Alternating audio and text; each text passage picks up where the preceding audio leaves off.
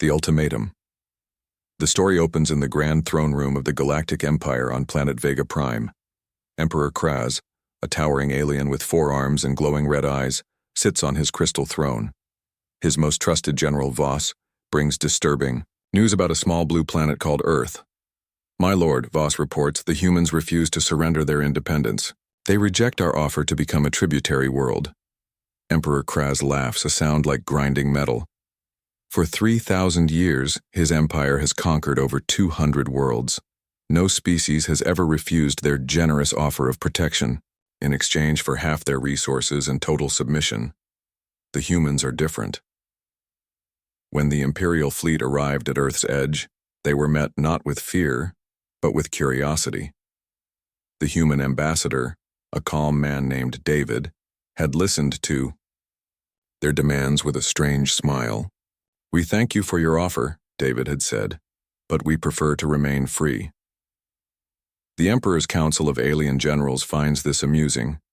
General Thek, whose species once ruled 50 systems before their conquest, shakes his scaled head.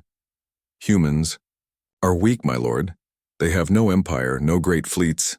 They fight among themselves."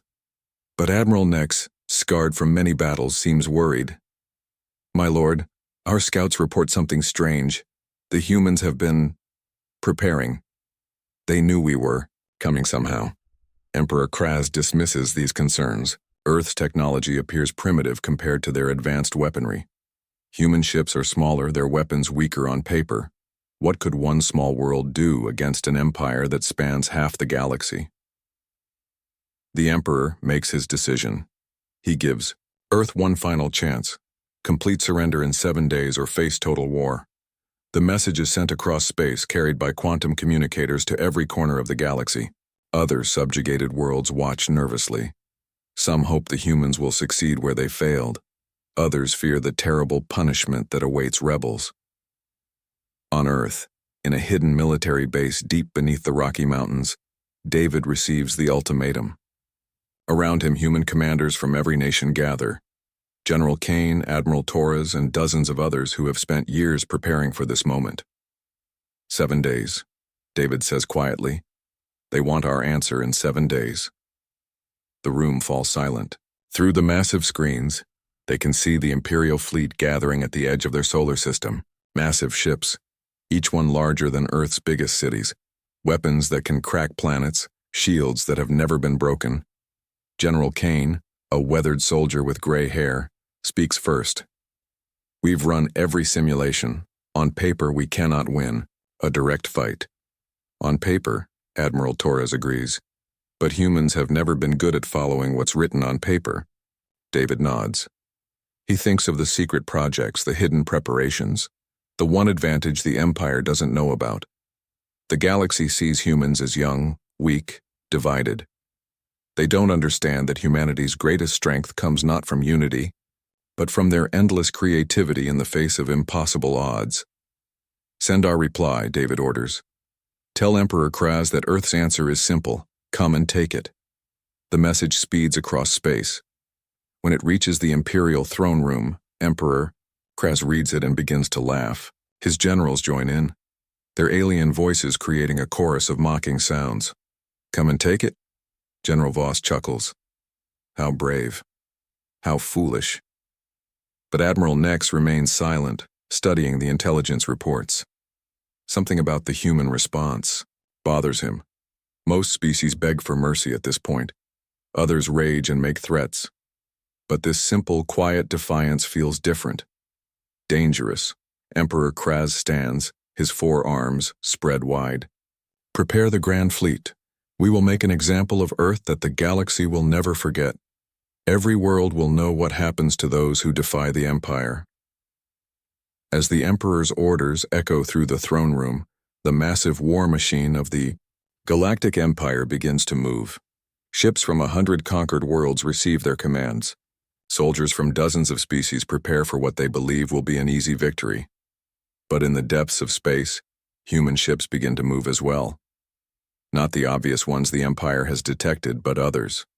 Hidden vessels that have been waiting, in the dark corners of the solar system, using technology the galaxy has never seen before. The 7 days begin to count down. The Empire prepares for conquest. Humanity prepares for something else entirely. The war that will shake the galaxy is about to begin, and neither side truly understands what they are about to face. The hidden truth. 3 days before the deadline, the Imperial fleet moves closer to Earth. Emperor Kraz watches from his flagship, the massive dreadnought called Galaxy's End. The ship is 5 miles long, armed with weapons that can destroy moons. Around it, 300 warships from across the Empire form the largest attack force ever assembled. General Voss stands beside his Emperor, pointing at the tactical display. My lord, Earth's defenses are pathetic. A few orbital stations, maybe 50 warships. We could crush them in an hour.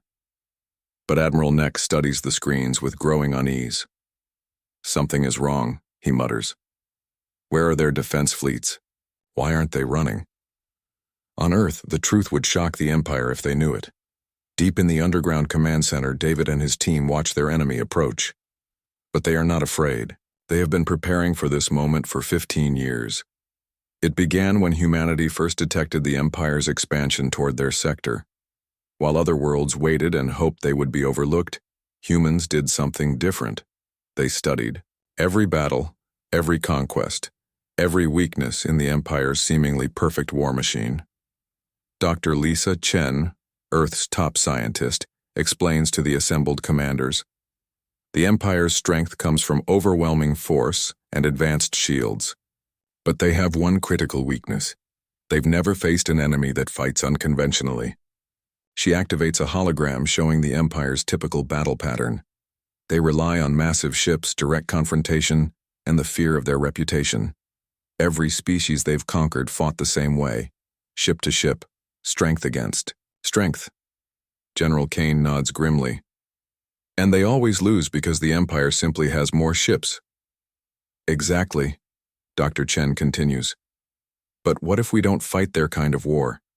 What if we use the one thing they can't understand, human unpredictability? The plan they've developed is unlike anything in galactic military history. While the Empire expects to find human fleets waiting in formation, humanity has prepared something entirely different. Hidden throughout the solar system are thousands of small automated ships. Each one carries a single human pilot and a weapon the galaxy has never seen, a gravity bomb that can collapse a star. The technology came from studying black holes and bending the laws of physics in ways alien minds consider impossible. But the real surprise is not the technology, it's the strategy. As the Imperial fleet approaches Mars, they detect what appears to be Earth's main defense force. 50 human ships arranged in perfect formation, broadcasting surrender signals. Emperor Kraz laughs from his throne. They've come to their senses at last, prepared to accept their surrender. The human ships are led by Captain Rodriguez, a veteran pilot who volunteered for the most dangerous mission in human history. His ship approaches the Imperial flagship, broadcasting the standard surrender codes. This is Captain Rodriguez of the Earth Defense Force. His voice carries across space. We wish to discuss terms of surrender. General Voss grins. Finally, they show wisdom. But Admiral Nex notices something strange. The human captain's voice doesn't sound defeated. It sounds amused. Mighty Emperor, Captain Rodriguez continues. Before we surrender, we have one small request. We wish to show you something, a demonstration of human culture, as a gift to your great empire.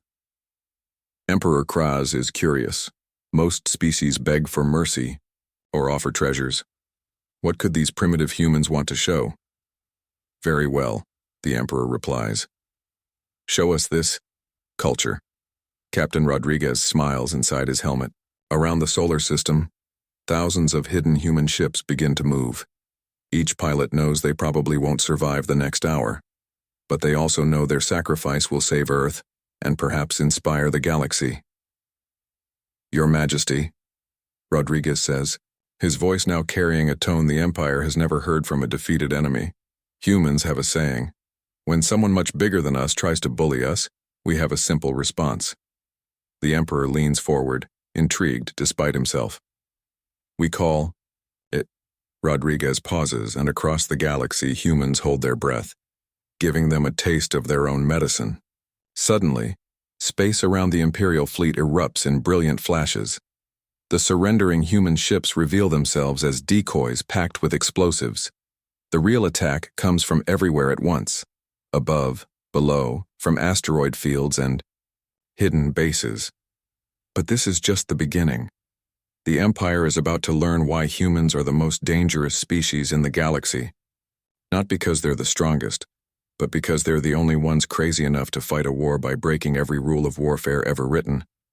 The battle for Earth's freedom has begun, and it will be unlike anything the galaxy has ever seen. The impossible war. The Imperial fleet reels from the surprise attack. Explosions bloom across space as human decoy ships detonate against enemy shields. But Emperor Kraz quickly recovers from his shock, his forearms gripping his throne.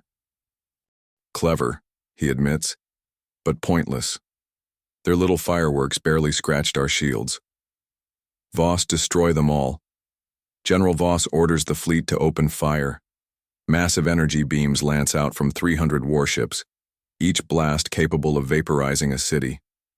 The space around Earth lights up like a deadly fireworks display. But the humans are no longer where the Empire expects them to be. Captain Rodriguez's voice crackles across all frequencies, calm despite the chaos around him. Phase 1 complete. All units initiate Shadow Protocol. Across the solar system, something impossible happens. The human ships simply vanish. Admiral Nex stares at his sensors in disbelief. They're gone. All of them. How is this possible? The answer would terrify the Empire if they understood it. Human scientists have achieved something no other species has ever attempted. Perfect stealth technology that bends light, gravity, and sensor waves around their ships. To the Empire's advanced sensors, the human fleet has simply ceased to exist. But the humans haven't disappeared. They've become ghosts in space, moving through the Imperial formation like deadly phantoms. Dr. Chen's voice reaches every human pilot, through quantum-encrypted channels. Remember, we're not trying to win a battle, we're trying to win a war. Every shot must count. The Empire's ships are massive and powerful, but they're designed for traditional warfare. Their weapons are meant to destroy other large ships in direct combat. They're not prepared for an enemy that strikes from nowhere and vanishes before they can respond. The first Imperial ship dies without ever seeing its killer. A human fighter, no larger than a shuttle, materializes beside the massive cruiser and fires a single gravity bomb. The weapon doesn't explode in the traditional sense. Instead, it creates a miniature black hole that exists for exactly 3 seconds, long enough to tear the enemy ship apart from the inside.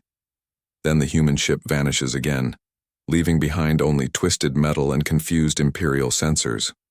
Emperor Kraz watches in growing rage as his fleet begins to die. Ships that have conquered 100 worlds are being destroyed by enemies they can't even see. This is impossible, he roars. No species fights like this. Where is their honor, their courage? Captain Rodriguez, still cloaked and moving through the Imperial formation like a shark among fish, laughs at the Emperor's transmission. Honor? Courage? We're fighting for our planet's freedom against an empire that enslaves entire worlds.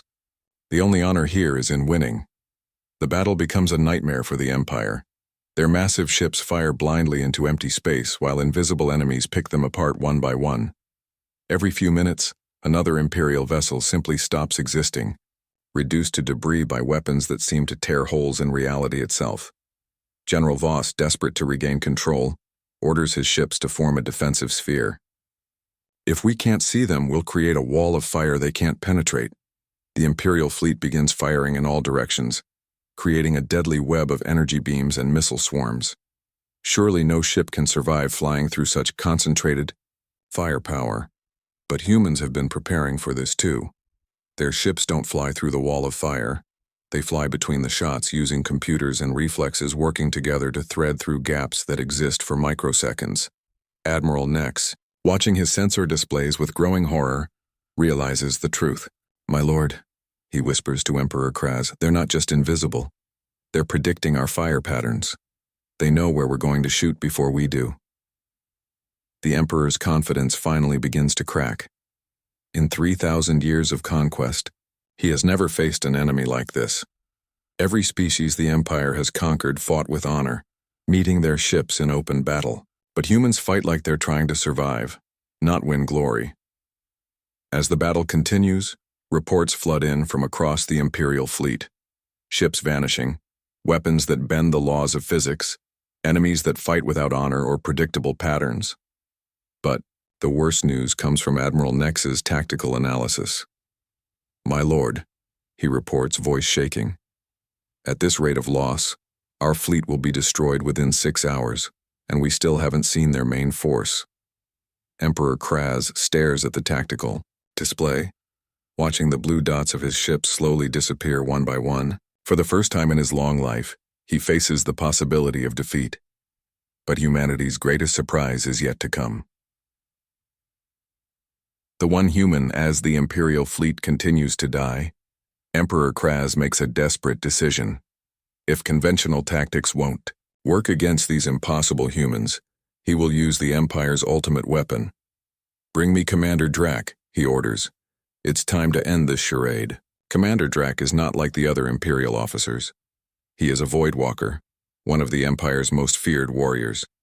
His species can survive in the vacuum of space without protection, and their bodies can phase through solid matter. Only 12 Voidwalkers exist in the entire galaxy, and each one has personally destroyed entire rebel fleets. When Drac materializes on the bridge, even Emperor Kraz feels a chill. The creature stands 8 feet tall, its body seeming to shift between solid and shadow. "My lord." Drac's voice sounds like whispers from a tomb. "You wish me to board their command ship?" "Find their leader," the Emperor commands. "Kill him, and their resistance will crumble." No species can maintain this level of coordination without central command.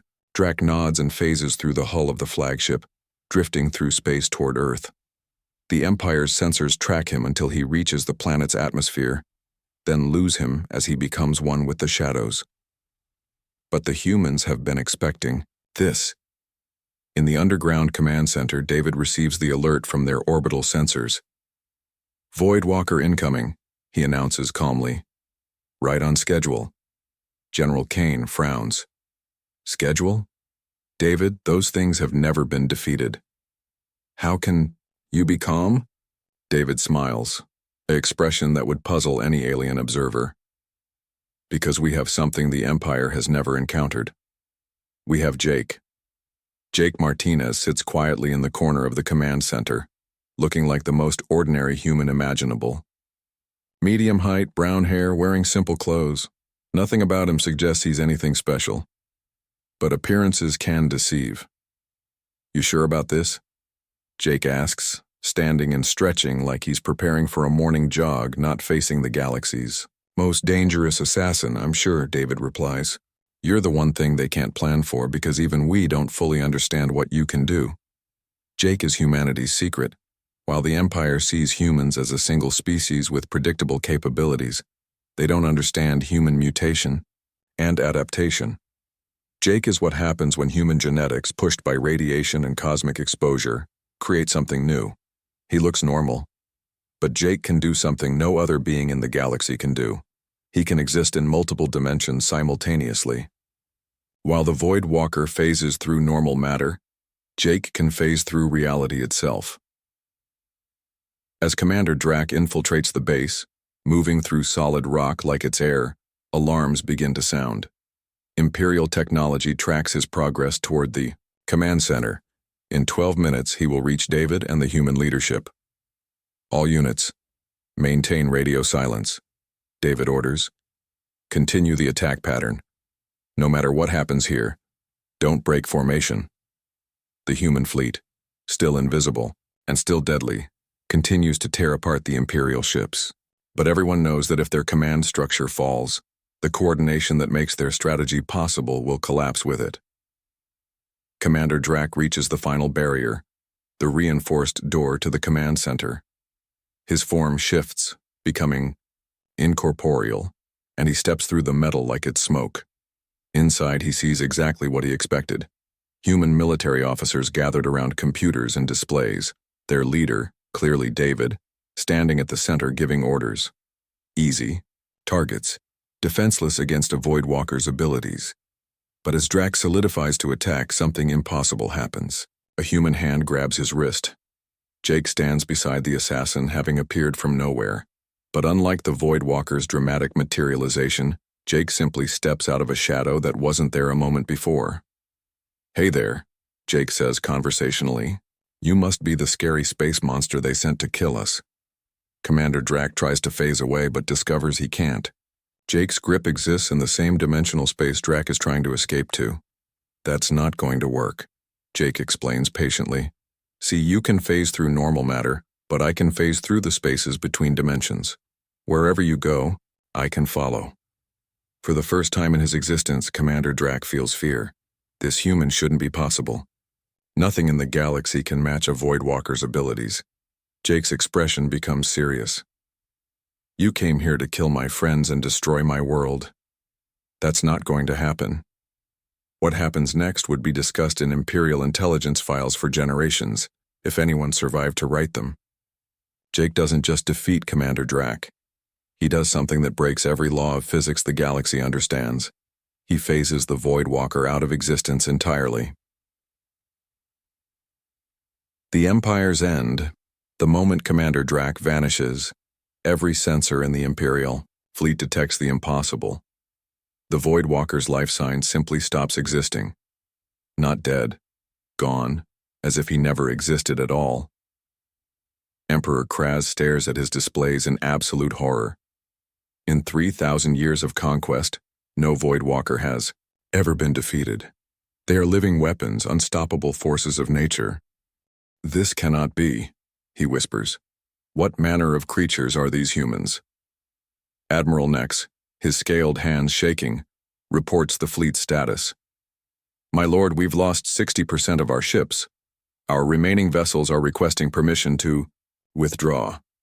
But Emperor Kraz's pride won't allow retreat. He has conquered 200 worlds.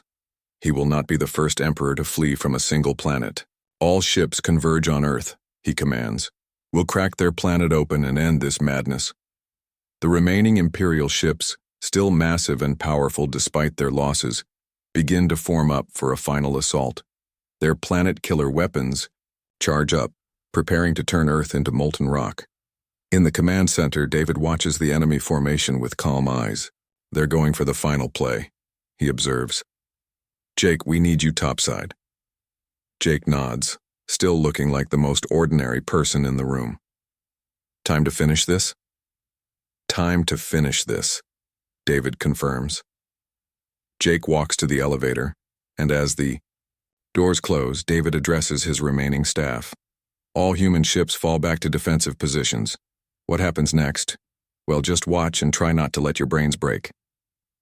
Jake emerges on Earth's surface under the star-filled sky.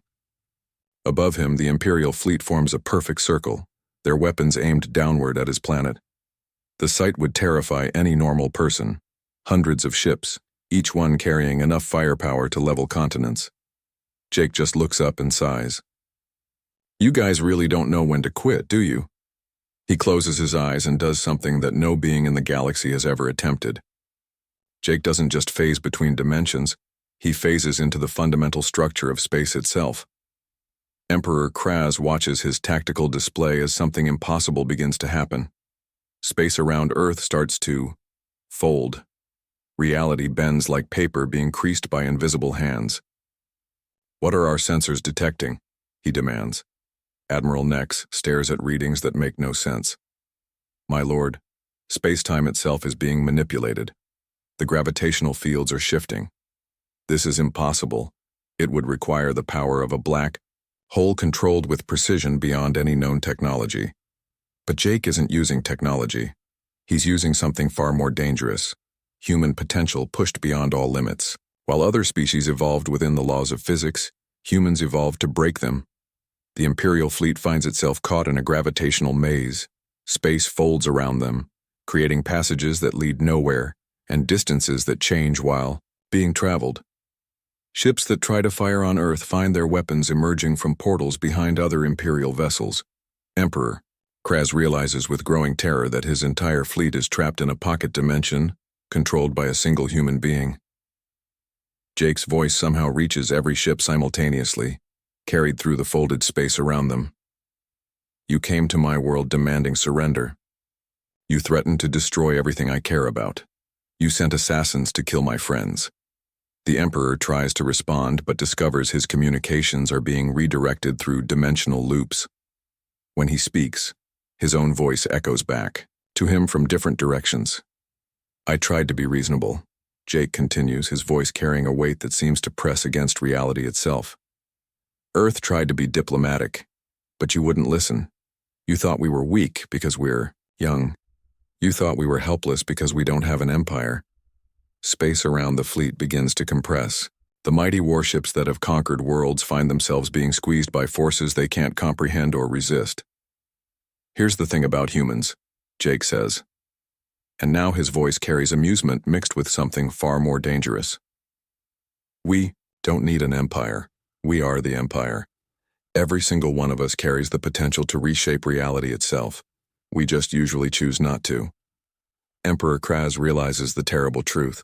Humans aren't a weak species waiting to be conquered. They're a sleeping giant that the galaxy has accidentally awakened.